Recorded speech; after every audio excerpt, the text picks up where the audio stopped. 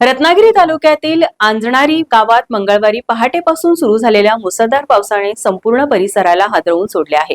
आकाशातून कोसळणाऱ्या मुसळधार पावसामुळे काजळी नदीचा स्तर झपाट्याने वाढला असून नदीने तिच्या काठावर असलेली मर्यादा ओलांडून रौद्र रूप धारण केले आहे। त्यामुळे आंजणारीतील श्री दत्त मंदिर पाण्याखाली गेले आहे। हवामान विभागाने पुढील 48 तास अतिवृष्टीचा इशारा दिला आहे।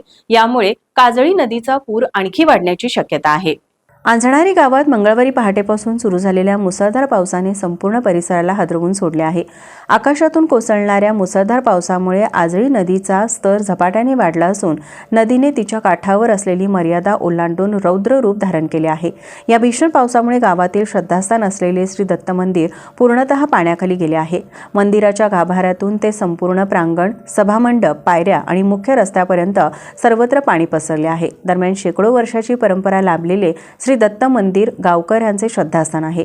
या मंदिरात दर मंगळवारी आणि गुरुवारी मोठ्या प्रमाणात भक्तांची गर्दी होत असते, पण या भीषण पुरामुळे आज मंदिर परिसर ओस पडलाय। दरम्यान काजळी नदीच्या पाण्याचा प्रवाह इतका वेगवान होता की केवळ काही तासात मंदिरात पाणी शिरले। स्थानिक नागरिकांनी पावसाच्या धारेतून मंदिराचे दार उघडून राहू नये म्हणून प्रयत्न केले, परंतु पाण्याच्या जोरासमोर सगळे व्यर्थ ठरले।